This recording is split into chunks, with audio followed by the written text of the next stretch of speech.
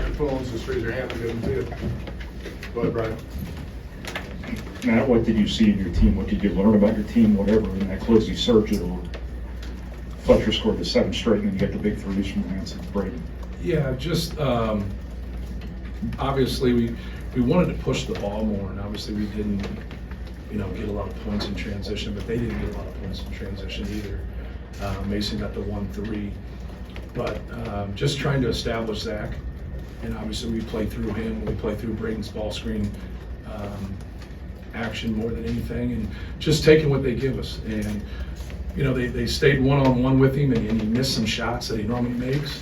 He has big numbers there, but he missed 10 shots. He doesn't normally miss 10 shots. And then just trying to read it and play it from there in terms of, driving him on closeouts or taking the open threes or letting him be one-on-one. Obviously, Braden made that huge 3 at the end, but I thought Fletch's 3 after that reversal was big, and then he hit the floater and made those free throws. So, just a good team win. Obviously, they're a great team and very difficult to beat anywhere, but really difficult to beat here. It's just a great environment. Matt, you're down over here on your right. Thank you. You're down 6 at half. You were down 10 just moments before that. Did you kind of feel fortunate going into the locker room to be in the situation you were in, where you felt like we're in striking distance now? No, I felt that we should have been tied with them. We missed those layups in transition, but it's obviously from my perspective, right? I don't look at it from theirs, but, Lance had the layup in transition. Fletch had 2 different layups in transition. There was another one in there. Because we talked about missing 4 layups there, but anytime somebody gets up double figures against you, now you can more or less cut it in half or gotten close to that. And then we just had to rebound the basketball better. They out-rebounded us by 2 in the first half. We out-rebounded them by 4. But anytime we have that number from a turnover standpoint, we've won. And so the one thing about not turning it over against them, you limit Terrence Shannon's opportunities in the open court. We really don't have a great answer for that. When he gets ahead of steam and he starts cooking, that's very difficult for anybody. And obviously Marcus Damask is a fabulous player, but how he plays and doing the dribble downs like Pickett did last year really puts everybody in a bind. So you got to put a lot of attention to Damask. You got to put a lot of attention to Terrence Shannon, just because they have Terrence has elite ability and a skill level, and but more than anything, they play 2 separate groups. So at our place, the numbers would say when Dan Ganja and Ty were in, we had more success. When they went smaller, it was harder for us. So now we got to prepare after an emotional win against Michigan State for 2 different lineups. And it's really not that hard, but when fatigue sets in and competition gets and you have a crowd, now you got to know what you're doing versus their small lineup versus their bigger lineup and some of the things that we were doing. And you can see sometimes they're like, we messed up just a couple basic switches. Coleman gets that dunk. We have another simple switch that we messed up. But we like Zach against anybody at the basket. We just do different things because we try to protect him, more than anything. But we like Damask with the ball, 5 to 15 feet with Zach on him. But sometimes you can't get to that point. And so we really worked on him staying down and staying disciplined and not letting him with all the shot fakes getting any foul trouble there. But just a big time win by our guys. Matt, last year, you guys obviously win the Big Ten. You're winning it outright again this year. What does it say about your guys that they were able to get back to that place? It's hard enough to win. They got their heart broken and they've come back. Yeah, it's really hard for the the loss that we had. We've never been a 1 seed since I've been the coach, and to fight to be a 1 seed and get beat by a 16 seed. And I don't even really like talking about it out of respect for our opponent, because they beat us straight up, right? They earned it. And but we had to sit in that, for 6-7 months before our season started. And that's what we wanted to do. We wanted to fight to get back in that same place, and it looks like we're going to be in that same place come tournament time, and then obviously play better. But winning the Big Ten is still, it's such an honor because it's so hard. Think about the venues that you have to go into, and I know it's not a perfect schedule always, but we had to go into Wisconsin, we had to go into here, we went into Indiana, we didn't play at Michigan State, just kind of thinking, obviously we got beat at Nebraska, we got beat at Northwestern, but all those venues, man, are so difficult. And there's other ones, obviously, as you guys know, but I think that says something for our guys to be able to, being 7-3 on the road in the Big Ten is quite an accomplishment. 9-0 at home, and we know we've got a tough one against Wisconsin. But yeah, it's our guys are resilient, and they hang in there, and they're tough, and they're basketball guys, and we just got a good mix of guys. We obviously got the best player in the country. It's a hell of a place to start. But Braden Smith's a tough kid, and Fletcher Lawyer's a tough kid, and Mason Gillis, I think he'd rather fight you than talk to you at times. But you guys saw Trey Kaufman ran at our place get 23 against Illinois, and so he's a talented kid, and he's coming. And today wasn't his day, but and then Lance Jones has really given us some athleticism, some quickness, some skill, some defense. So we got a good group. Cam Heidi had a good day today. So, Coach, both you and Coach Underwood had the same issue in the first half with your stars playing with 2 fouls. Obviously, Zach's was a little bit later in the half, but both of you guys subbed them in on offense for the last possession and both got points from them. Right. Is there a conversation that happens with Zach going into that, knowing like, hey, you got 2 fouls, Yes, you sir. got to play differently? yes, that's exactly what he says. Don't go for the rebound. He gets, and he has all those tap backs where he goes, and it's so hard to officiate because is he just 8 inches taller than somebody and he's getting it, or is he actually getting up on their back? And so when he gets fouls, we always talk to him about that. But in that scenario there, it's like, hey, let's score the basketball. But it's pretty hard to do because that's your instincts, right? You score the ball and you miss it, you go after the basketball. You're 5 feet from the rim. You're 7'4". I mean, what are you supposed to do? But him getting a third one there would have been tough for us. How much of those 2 inside-out threes that you started the second half with, one by Braden, one by Fletcher, kind of changed the game? It seemed like Zach got more one-on-ones after that, Right. and then it set the tone for an 8-10 shooting half. Yeah, well, that's one of the differences with this team is that, we're a better three-point shooting team. And you put people in binds. The rules that they have and the way they play aren't the rules when they play us because they can't be, right?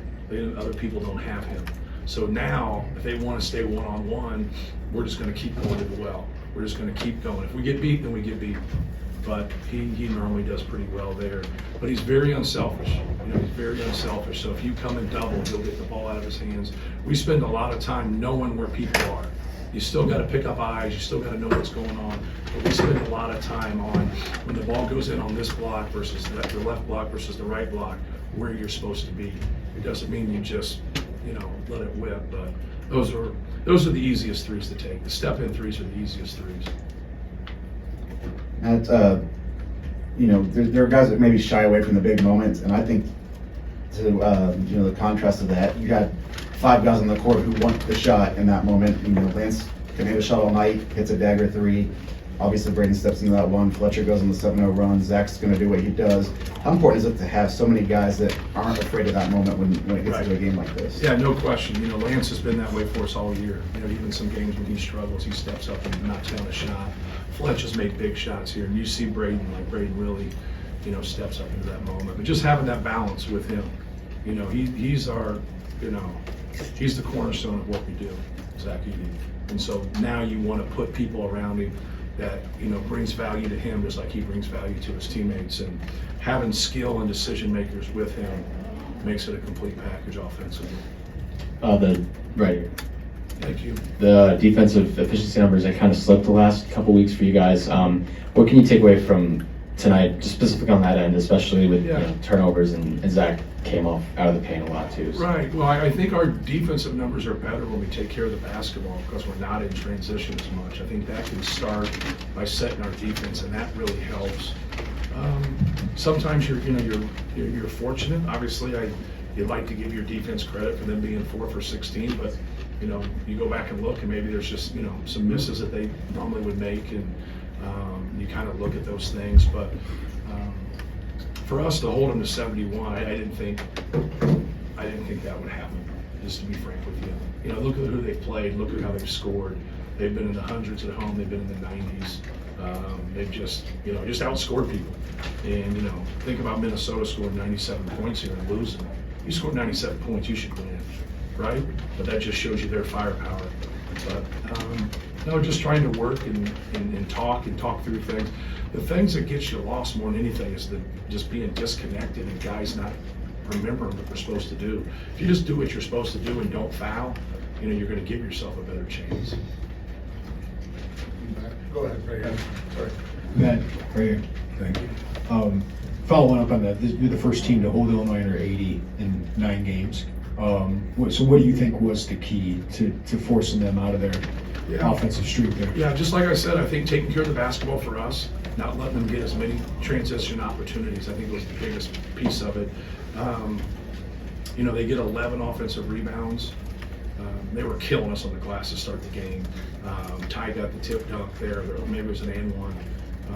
But just, trying to keep them off the glass and keep them out of transition and just make them earn everything and not foul to mask.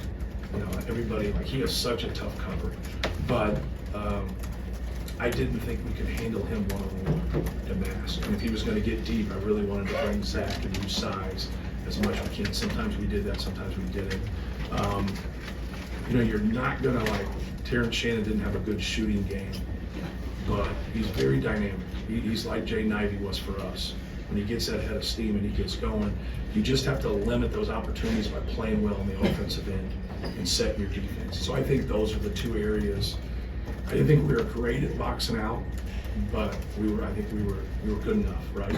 But the turnovers for me is, I know I'm talking offense and you're asking a defensive question, but it's really, really important to stop people in transition. In the back and then Casey. Coach, you talked about the missed layup over here on your right. You talked about I'm the, struggling. You talked about the missed layups in the first half already. Is the adjustment on that as simple as making the layups, or do you want to slow down instead of pushing the tempo on the fast break? I thought Lance's was okay.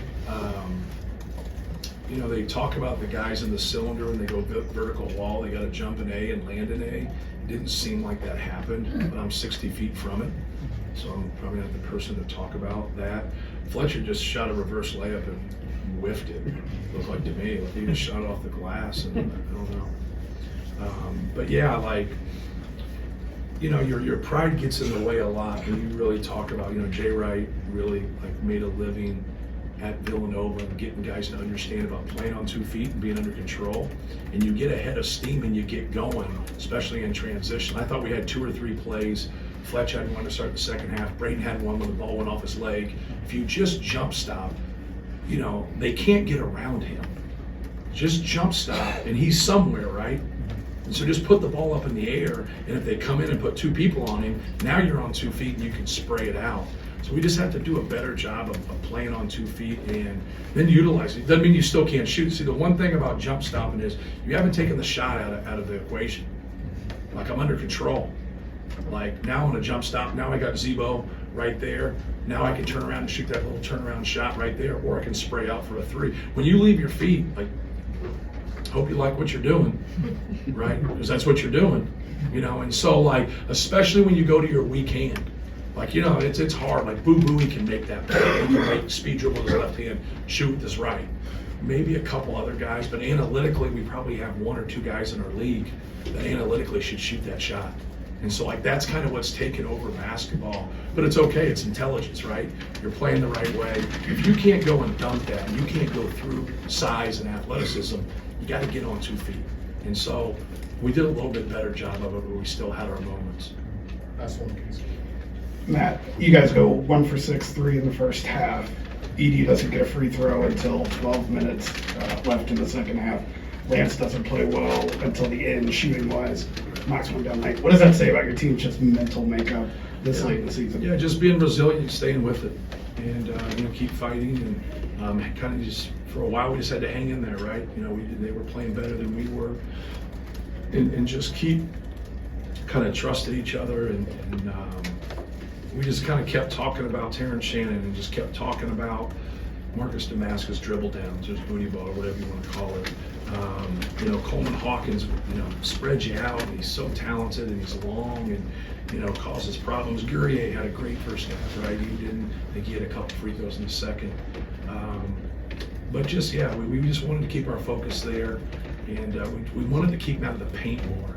But they're so good once you get, that's the deal, when you get Marcus and you go and double him and they can spray that ball out quick, now you're in a rotation. and now they're shooting threes, they're attacking closeouts. Now you got to go back into help again. So that's why we wanted to pick up the ball and hopefully take some time off there, kind of our version of like a 2-2-1, just to kind of slow them down a little bit. But at times, I think it helped us, and at times it didn't matter. But yeah, you know, I think we just gotta build on it and keep getting better and understanding different styles. Like, you know, you go play Northwestern or you go play Minnesota, you go play Illinois, there's probably more similarities than differences, but there's still differences. And like now it is kind of, because hopefully this experience helps us, you know, in the NCAA tournament.